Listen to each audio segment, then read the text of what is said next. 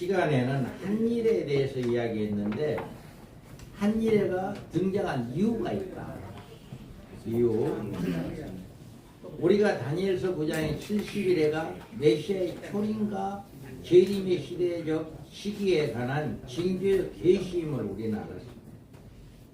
그리고 재림 시기에 대한 징조에 대한 계시로 보여주신 것이 한일의 언약이다. 한일회가 등장한 이유로 해서 재림의 종말적 시기가 언제인가? 자 조용.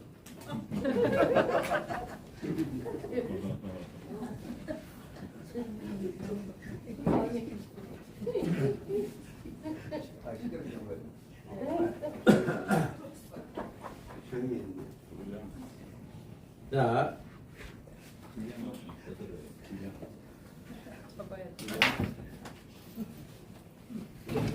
메시아의 출현에 대한 이스라엘의 기대는 굉장히 합니다.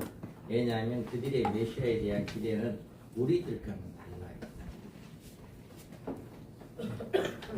그들의 메시아는 예수 그리스도의 재림인 것이 아니라 그들의 국가적인 운명과 직결되어 있는 결정적인 시기를 등장하는 영광의 메시아이기 때문에 국가적인 어려운 문제에서 직면할 때마다 그들은 메시아의 출현을 갈망해 왔습니다. 그런데 하나님께서는 다니엘서를 통해서 그들이 바라는 메시아가 과연 언제 올 것인가에 대한 해답을 주셨는데 그 시기가 4가지 사건으로 명시하셨습니다.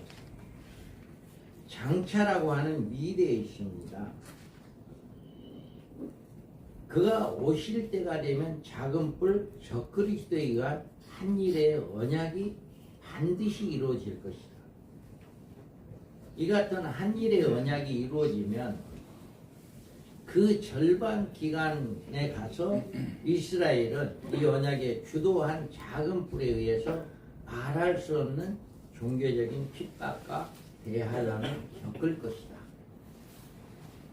그 한일회가 맞춰지는 그 시점에 가서 예루살렘 동편 감람산에 그들의 메시아가 임하게 되고 이때 이스라엘의 남은 자들이 그들의 찌른 바 예수 그리스도가 그들의 메시아라고 하는 사실을 바라보게 되고 그들은 장차 이제 장자에 의해서 애통하는 회개를 하게 되고 예수 그리스도를 영접함으로 이스라엘의 구원과 메시아 왕국의 축복이 된다.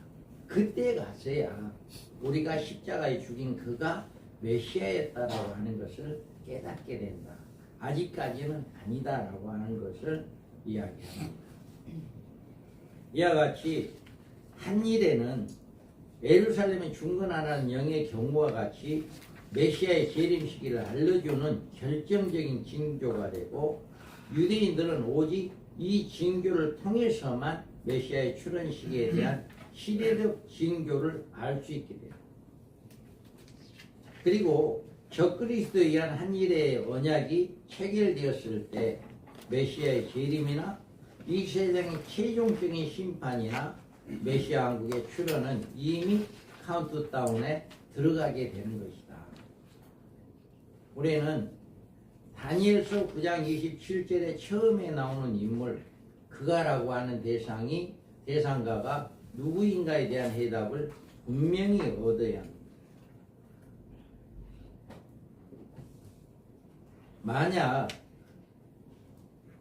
만약에 이 인물에 착오가 생기면 70일의 계시는 아무런 의미가 없고 그 이유는 이자에 의해서 나머지 한일의 언약이 이루어지기 때문이다.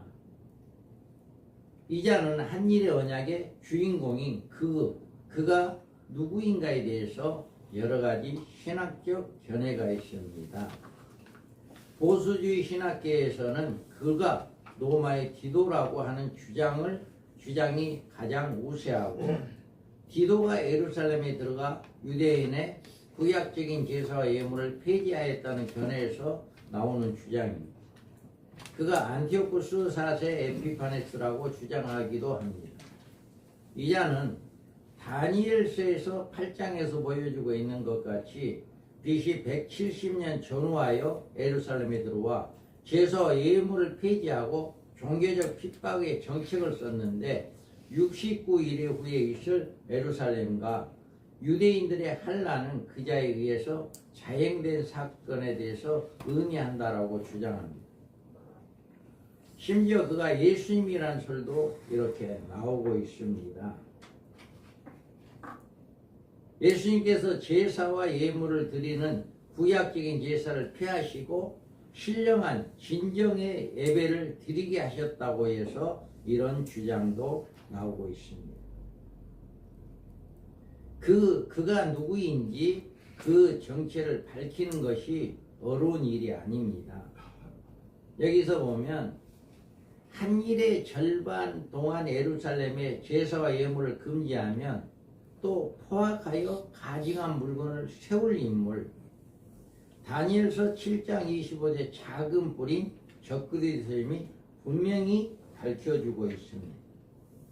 이자가 26절에 장차 나타날 한 왕의 임은 물론이고 26절에 한 왕과 27절에 그라고 하는 존재는 역사적인 인류의 종말에 등장하는 한 시대의 인물이다 라고 하는 것입니다. 그래서 한 일의 절반 기간 동안에 적그리스도가 할 일에 대해서 몇 가지로 이렇게 명시해 주고 있습니다. 그가 장차 많은 사람으로 더불어 한 일의 동안에 언약을 굳게 맺고 라고 하는 사건이고요. 이 한 일에란 7년이고 여기서 말하는 언약은 많은 사람으로 더불어 맺는다고 하는 말은 세계 평화에 관한 조약으로 해석하는 것이 가장 타당한 견해로 받아들여진다. 그래서 앞으로 전 세계가 전쟁으로 휩싸여서 아주 위기에 왔을 때 이렇게 평화조약이 이루어지는 것을 의미하고 있습니다. 이자는 전쟁의 위협과 세계적인 기근과 경제적인 공황 중에 세계를 뒤숭숭할 때 세상에 머리를 들고 나오게 됩니다. 이자의 등장 모습으로부터 이색적이기 때문에 그는 이 같은 혼란한 세상에서 모든 인류들로부터 추앙을 받고 이제 신적인 존재로 인정을 받게 되므로 그를 인기나 신엘, 이제 신망에는 가히 경이적인 것을 이렇게 말할 수가 있습니다. 계시록 13장 1절에서 5절 읽어봅니다. 내가 보니 바다에서 한 짐승이 나오는데 뿔이 여리요 머리가 일곱이라 그 뿔에는 열 왕관이 있고 그 머리들에는 흉성무성하는 이름들이 있더라. 내가 본 짐승은 표범과 비슷하고 그 발은 용이 밝았고 그 입은 사제 같은데 용이 자기 능력과 보좌와 큰 권세를 그에게 주었더라. 그의 머리 하나가 상하여 죽게 된 것 같더니 그 죽게 되었던 상처가 나오매 온 땅이 놀랍게 여겨 짐승을 따르고 용이 짐승에게 권세를 주므로 용에게 경배하며 짐승에게 경배하여 이르되 누가 이 짐승과 같으냐 누가 능히 이와 더불어 싸우려 하더라. 또 짐승이 과장되고 신성부름을 말하는 입을 받고 또 48달 동안 그런 권세를 받는다. 아니, 여기에서 보면 내가 보니 바다에서 한 짐승이 나오는데 여기 마지막 때 적그리스도는 바다에서 나온다. 바다는 7절 다니엘서 7장 2절에서 나오는 큰 바다를 의미합니다. 그래서 이 바다는 좁게는 유럽 지역을 감싸고 있는 지중해, 넓게는 이 세상을 상징합니다. 이 바다에서 10뿔을 이제 동반한 작은 뿔이 넷째 짐승으로 등장하는데 이 짐승이 곧 적그리스도인 것입니다. 여기에서 그에게 달린 뿔이요 여기 이야기합니다. 그에게 달린 뿔이 열이요라고 하는 이 대상은 작은 뿔의 맹종함으로 그를 왕으로 받아들여 충성할 열 나라들로 이들의 열왕이라고 다니엘서에서 이렇게 이야기하고 있습니다. 열이라는 대상은 작은 뿔에 맹종하고 이렇게 충성할 열 나라, 이것을 열왕이라. 또 여기에서 다니엘서 7장 7절을 읽어봅니다. 내가 밤 항상 가운데 그 다음에 번뇌죄 무섭고 놀라우며 또 매우 강하며 또 새로운 큰 이가 있어 먹고 부서지고 그 나머지를 발로 밟았으며 이 짐승은 전에 모든 짐승과 다르고 또 열불이 있더라. 여기에서 열이라고 하는 이 말씀, 또 여기에서 계시록 17장 2절 12절을 읽어봅니다. 내가 보는 열불은 열왕이 아직 나라를 지고 다녔으나 나 짐승과 더불어 임금처럼 한동안 권세를 받았다. 다음에 이와 같이 열왕이라고 하는 것은 바다에서 나왔는데 세계적인 것을 이야기한다 라고 이야기합니다. 그리고 이자의 머리가 일곱이다. 네, 머리가 일곱이다 라고 했어요. 그래서 일곱이다. 여기에서 보면 자, 계시록 17장 9절에서 10절입니다. 지혜 있는 자는 기억이 있으니 일곱 머리는 여자가 함께 일곱 사람이요 또 일곱 왕이라 다섯 망하여 하나님 있고 하나 이르게 하였으나 이름은 반드시 삼십삼만 모르리라. 다음에 여기에서 적그리스도에 달린 일곱 머리는 역대 적그리스도에 해당되는 일곱 왕 중에 일곱 번째에 해당하는 자란 이런 뜻입니다. 그 일곱 왕에 대해서 또 설명하기를 다섯은 망하였다고 했으니 애굽, 아수르, 바벨론, 메데바사, 헬라를 가리키고 지금 있는 왕은 로마를 가리킵니다.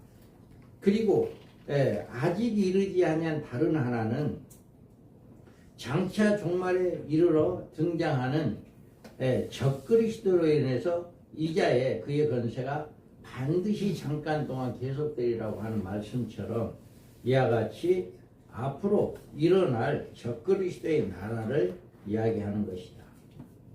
이자가 잠깐 동안 기간은 계시록 13장 5절에서 적그리스도가 세계를 지배할 기간으로 명시된 42달을 가리키고 있습니다. 우리가 우리는 여기에서 이제 이자의 생김새가 표범과 비슷하고 발에 곰발 같고 그의 입은 사자 입 같다. 이 같은 표현은 다니엘서 7장에서 큰 바다에서 나온 새 짐승과 같은 모양을 의미하는데 이자의 이 같은 모습은 그의 잔인성, 포악성, 독재성을 이렇게 표현하고 있는 말이다. 그래서 이자의 권세는 사람으로 말미암은 것이 아니요 자기의 능력으로 인한 것도 아니다. 용이 자기의 능력과 보좌와 큰 권세를 그에게 주었다고 하는 말씀에서 이자는 사탄의 대리권자임을 암시해 줍니다. 여기 마태복음 4장 8절에서 11절 읽어봅니다. 마귀가 또 그를 데리고 지극히도 높은 산으로 가서 천하만국과 그 영광을 보여주고 만민에게 영광을 모든 것을 내게 주리라. 예수께서 말씀하시되 사탄아 물러가라 주의 하나님께 경배하고 다만 그를 섬기라 하리라. 이에 마귀는 예수를 따르고 천사들이 나와서 순종하리라. 다음에 이와 같이 여기에 보면 종말의 이자에 대해서 이자의 권세는 사람으로 이렇게 여기에서 보면 종말에 등장하는 적그리스도는 예수를 대적할 사탄의 대리자로 오직 사탄의 영광과 그의 관계를 위해서 존재하고 있기 때문에 사탄이 그에게 자기의 능력과 보좌와 권세를 주었던 것입니다. 그런데 이 적그리스도의 세상으로부터 놀랍게 여김을 받는다라고 이야기해요. 이 적그리스도가 세상으로부터 이상의 역임을 받는 신의 경배를 받게 되는 사건이 일어나는데 이 사건이 기사회생 사건이다. 여기에 보면 이 창고로에서 기사회생에 대해서 이야기했고 재생이란 거에 대해서도 죽게 됐던 자가 살아납니다 라고 하는 것을 이야기하고 있습니다. 그래서 계시록 3장 13장 3절에 봅니다. 그의 머리가 살아서 죽게 된 것 같더니 그 죽게 되었던 상처가 나오네 온 땅이 놀랍게 여겨 짐승을 따르고. 다음에 여기에서 보면 13장 12절을 봅니다. 그가 먼저 짐승의 모든 것을 그 앞에 행하고 땅과 땅의 한사를 처음 짐승이 경배하다니 곧 죽게 되었던 상처가 나온 자니라. 다음에 이 사건에 대해서는 12절에는 그 죽게 되었던 상처가 나은 자라는 말에 적그리스도가 입은 머리의 상처는 어떤 정체적인 격분 속에서 일어날 일단의 암살의 음모로 여겨집니다. 그러나 이 자는 죽게 된 것 같다가 사탄의 능력을 힘입어 기적적으로 다시 살아난다. 이 같은 일은 온 세상을 발칵 뒤집게 될 것이다. 그러니까 우리가 적그리스도가 누구냐 라고 하는 것이 바로 이 사건입니다. 누군가가 의해서 10나라 중에 3나라를 장식했던 그 왕이 누군가에 의해서 죽임을 당하고 당하여서 죽은 것 같이 되었다가 다시 살아나는 자, 이 자가 바로 적그리스도이다.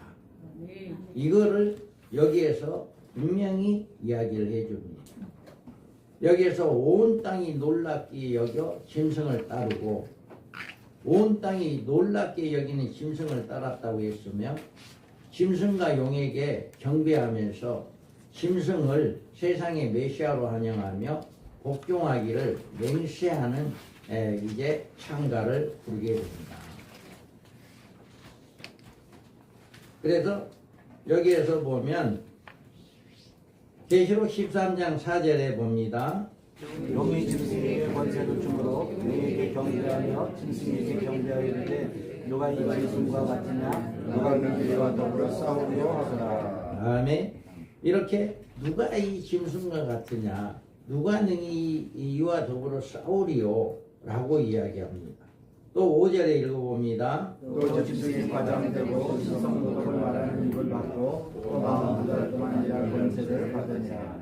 다음에 여기에서 이자에 대해서 짐승이 가장되고 신성모독을 말하는 입을 받고 또 42달 일할 권세를 받는다 라고 이야기합니다.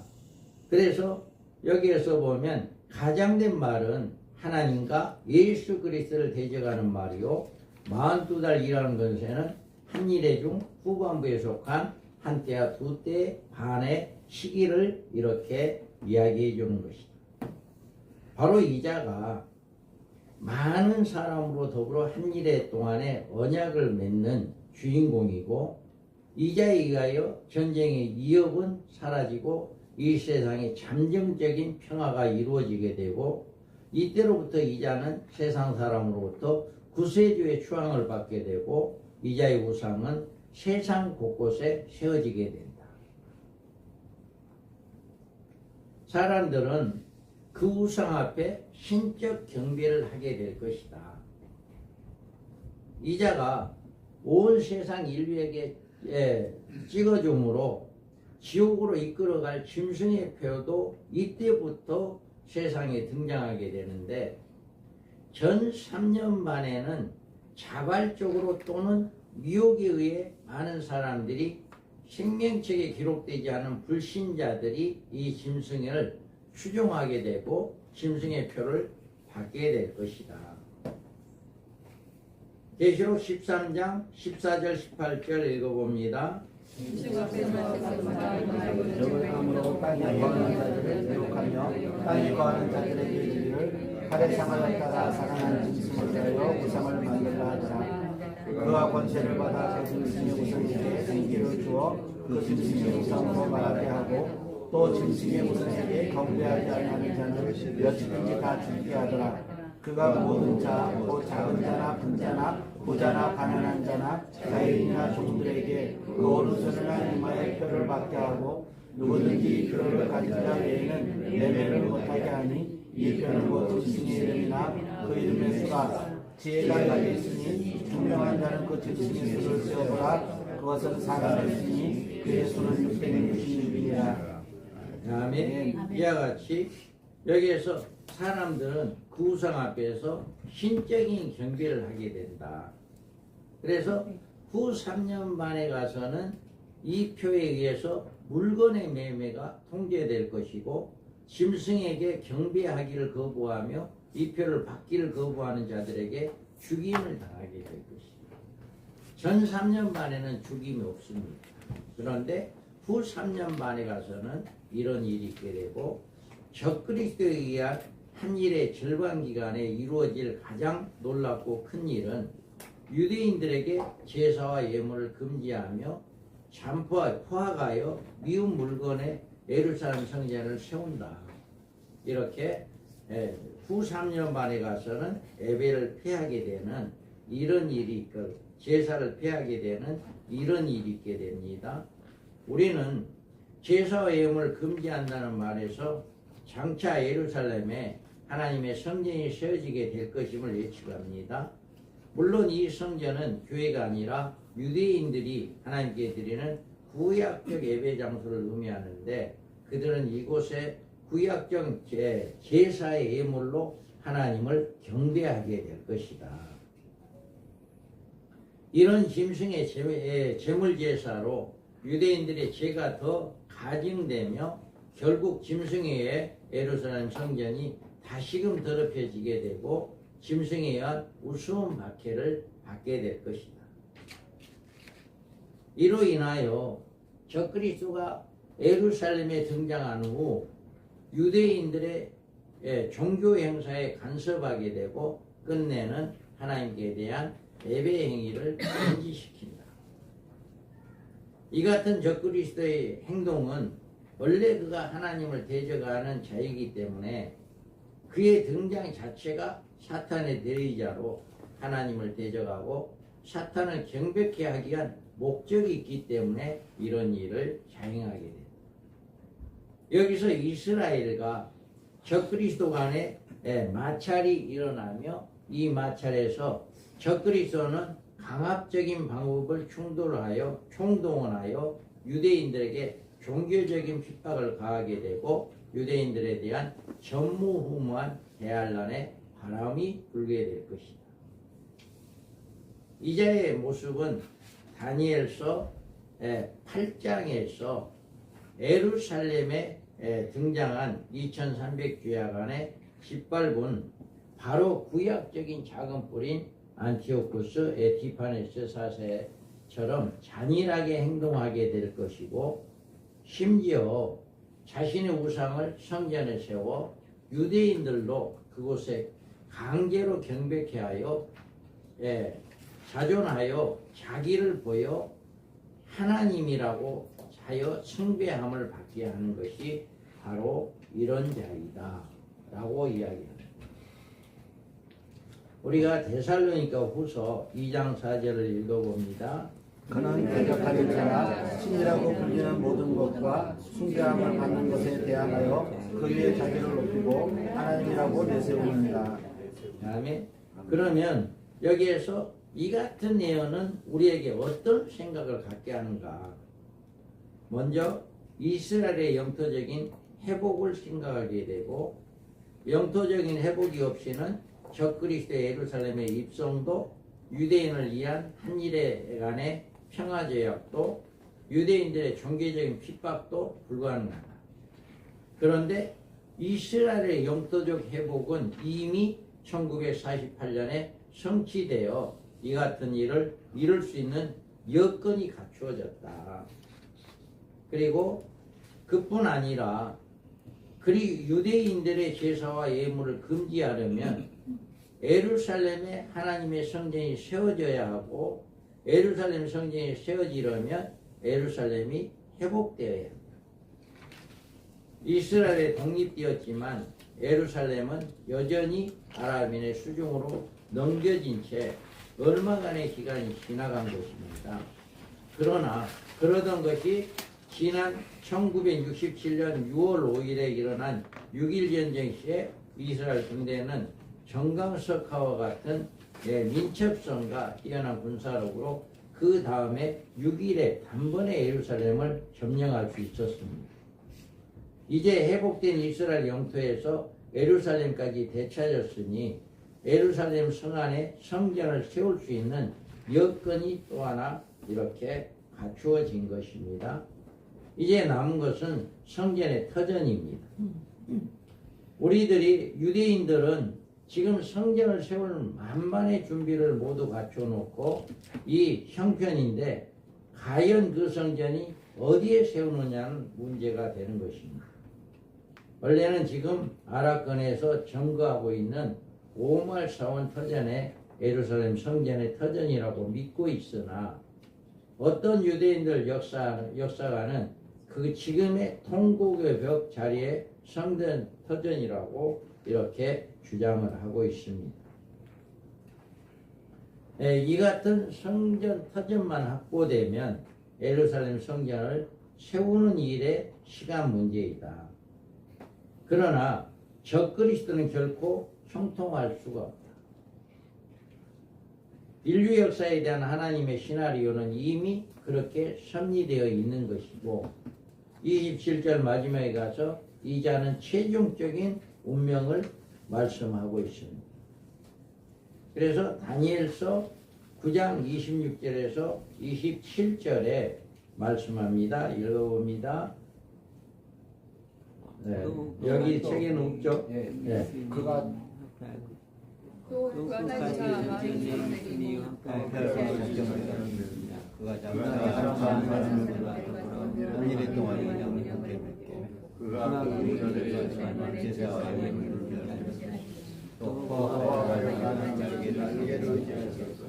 또 이미 정한 정말까지 진노가 황폐하게 하는 자에게 쏟아지리라 하였나이다 하였나이다. 아멘. 이와 같이 또 이미 정한 종말까지 진노가 항폐케 하는 자에게 쏟아지리라 이렇게 말하고 있습니다. 예루살렘이 항폐될 것이란 사실은 26절 마지막에서 또 끝까지 전쟁이 있으리니 항폐할 것이 작정되었느니라 라고 언급되었는데 이처럼 예루살렘의 항폐케 한 자에 대한 심판으로 하나님의 진노가 항폐케 하는 자에게 쏟아진다라고 하는 것을 이렇게 말하고 있습니다. 이 심판은 예루살렘에서 멀지 아니한 아마겟돈에서 이루어질 것을 이야기합니다. 그래서 다니엘서 9장은 다니엘서 전체 계시의 핵심이 되는 부분이다. 한일의 언약은 인류 종말에 예루살렘에 적그리스도가 들어갈 일에 대하여 계시해주고 이스라엘의 구원의 때가 어떻게 성취되는가에 대한 해답이 한일의 언약이다. 우리는 9장에서 인류의 종말에 관한 시대적 징조를 똑바로 바라볼 수 있고 요한계시록에 나타나는 적그리스도의 정체와 그자가 행할 일에 대한 설명을 듣게 되는 것입니다. 성경에 있는 예수 그리스도에 대한 신성을 나타내는 여러 계시를 통해서 하나님의 삼위일체의 진리를 깨닫게 되는 것처럼 다니엘서 9장에 계시된 종말적인 계시를 통해서 요한계시록에 계시된 적그리스도와 그의 등장 시기와 그의 사역과 활동을 이해할 수 있게 되고 이 계시를 통해서 종말적인 7년 기간에 대한 확실한 증거를 가지게 된다 라고 하는 것을 이야기합니다. 그래서 다니엘서에서 결론적으로 70일의 마무리를 이렇게 보면 다니엘서의 9장의 실제적인 계시는 24절에서 27절까지다. 우리는 여기서 나타나 있는 계시의 구분을 확실히 해야 하고 그 시대적 구분도 분명해야 합니다. 24절은 신약 시대에 기록된 이스라엘의 종말적인 구원과 그들의 누릴 메시아 왕국에 대한 계시로 보여주시는데 그 이유는 이스라엘은 인류의 종말에 그들의 구원이 이루어지며 메시아 왕국이 약속되었기 때문이다. 이스라엘의 구원과 메시아 왕국의 출현은 동일시이기 때문에 이곳에서 이스라엘의 구원과 메시아 왕국의 출현을 동일시적인 사건으로 취급하고 있는 것이다. 특히 24절은 70일의 끝에 가서 성취될 계시임을 분명히 하지 않으면 그리스도의 초림의 구원의 사역으로 신약시대의 계시라고는 엉뚱한 결론을 이렇게 초래할 염려가 있습니다. 다니엘서 9장의 계시는 그 계시의 목적이 뚜렷하다는 사실과 그 계시가 그리스도의 초림과 재림의 시기를 보여주시려는 데 있다는 사실을 전제해야 올바른 해석이 가능하다.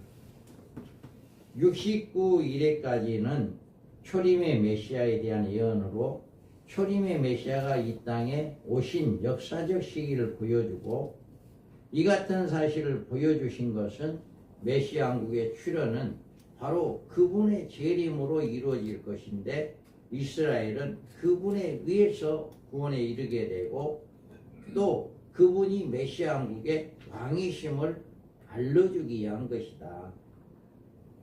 이 같은 일은 예루살렘에 중건하는 영이 날 때부터 7일에와 60일에가 지난 69일 만에 초림 메시아로서 기름 부음 받은 자가 일어나는 시기와 그가 지상이 끊어지는 시기를 보여주는 것처럼 지극히 거룩한 자가 기름 부음을 받은 시기, 재림의 주님으로 오셔서 메시아 왕국을 세우는 시기는 적그리스도가 맺는 한 일의 기간에서 그 언약의 기간이 끝나는 시기에 이루어진다는 사실을 밝혀주시는데 이 계시의 목적이 있는 것이다. 하나님께서 또 이곳에서 이스라엘 백성들이 메시아 왕국에 참여하는 축복을 받기 전에 적그리스도로부터 한 때와 두 때와 반 때의 기간 종교적인 핍박과 민족적인 대환란을 겪게 될 때 될 것이라는 사실을 밝혀주시려는 데도 이 계시가 담겨져 있다. 그러나 유감스럽게도 유대인들에게는 아직도 이 계시를 봉함된 책으로 남아있으며 그 안에 들어있는 계시가 그들에게는 어느 시기에 누구에 의해서 이루어질 일인지 전혀 이해하지 못하고 있고 그들은 마지막 때에 가서야 이 계시의 참 뜻을 알게 됩니다. 여기 보면 남은 자들에게만 이 같은 혜택이 주어지고 그들은 하나님의 은혜로 한 일의 마지막 시기에 곧 메시아의 출현 직전에 예수 그리스도의 재림시에 이르러 이 같은 계시의 뜻을 깨닫게 되어진다 라고 하는 것을 이야기합니다. 다니엘서 12장 3절을 읽어봅니다. 죄 있는 자는 영장의 빛과 같이 빛날 것이요 많은 사람을 오늘대로 돌아오게 하는 별과 같이 영원토록 빛나리라. 아멘. 이와 같이 우리에게 이 말씀을 주신 목적은 분명하다. 다니엘서 70일에 대한 목적은 예수님의 초림과 재림에 대한 말씀을 분명히 한 것이고 여기에서 그렇게만 다니엘서는 이야기했는데 요한계시록을 통해서 그가 누구인가라고 하는 것을 분명히 알 수 있게 된다. 앞으로 적그리스도가 나타나게 된다면 7뿔 중에 10뿔 중에 3뿔을 장악하고 앞으로 유럽 지역에 10개의 부르기로 나라가 형성될 것이다. 그런데 그 중에 이제 누군가가 그 10나라 왕 중에 그 한 왕을 죽입니다. 죽이고 자기가 왕이 됩니다. 그리고 난 다음에 세 나라를 합쳐버려요. 그러면 나머지 7은 자동적으로 이 왕에게 굴복하게 돼 있다. 그런데 이자가 누구냐라고 하는 것을 여기서 이야기해 주는데, 누군가에 의해서 죽임을 당하고 죽은 것 같이 되었다가 살아난 사람이다. 그러니까 유럽 지역에 유명한 사람들이 많이 있잖아요. 많이 있는데 그 많은 사람 중에 누가 적그리스도인가라고 하는 것을 알 수 있는 방법 하나는 이와 같이 어느 왕을 자기가, 어느 나라를 자기가 찾아서 왕이 되고 세 나라를 자기가 하나로 흡수하고 나머지 이제 7나라를 이렇게 통치하게 되어지는 이런 역사가 일어나는데, 그자가 누군가에서 죽은 것 같이 되었다가 살아나야 한다. 이것을 통해서 이 사건은 어느 전 세계 모든 사람이 이 사건을 알게 된다. 그래서 이때가 되면 이 말씀을 통해서 우리는 이 말씀을 들으니까 아, 저자가 바로 적그리스도이구나라고 하는 것을 금방 알 수 있다. 그래서 이것을 통해서 저자가, 그러니까 우리가 생각할 때는 유럽 지역에 10나라 10뿔이 생겨야 하고 그 10뿔 중에 이제 세 나라가 통합되어야 하고 누군가가 죽었다가 살아나야 하고, 이러면 곧 그자가 한 일의 언약을 맺을 자다. 그러니까 그때가 되면 한 일의 언약이 곧 이루어지고 그 한 일의 언약에 의해서 곧 주님의 재림이 오게 되어진다. 그리고 인류 종말의 전 3년 반 동안에는 두 증인들이 1260일 동안 활동해서 슬기로운 5처녀 첫째 하를 통해서 그들을 예비처에 보내게 하고, 후 3년 반에 들어가서는 그 첫째 하에 통과하지 못한 미련한 5처녀들이 이렇게 신랑을 맞이하지 못했던 것처럼 후 3년 반에 떨어져서 말할 수 없는 고통을 받게 되고, 그 고통에서도 육림의 표를 받지 않고 이마의 표를 받지 않는 살아있는 사람이라고 한다면 마지막 때 7년 한란 마지막 때 공중에 휘거되어지는, 공중에 올라가는 이런 축복을 받게 되지만 후 3년 만에 들어가서는 거의 살기는 어렵다. 대접 심판이 이루어지기 때문에 거의 어렵다라고 하는 것을 우리는 볼 수가 있습니다. 이와 같이 오늘 우리가 지금 아침부터 이 시간까지 이렇게 내리는 70일에 대한 결론을 내린다고 한다면, 70일에는 하나님께서 다른 목적이 아닌 예수님의 초림과 재림에 대한 메시지를 알리기 위한 70일이다. 그 이에 70일에 대한 세부적인 해석이 바로 요한계시록에 되어 있다. 그리고 요한계시록을 통해서 한일의 언약이 언제 일어나며 한일의 언약을 이룰 자가 누구이고 한일의 언약이 이루어지면 모든 유대인들과 이방인들 어떤 일들이 일어난다라고 하는 것을 이 70일의 안에 다 들어가 있는 것이다.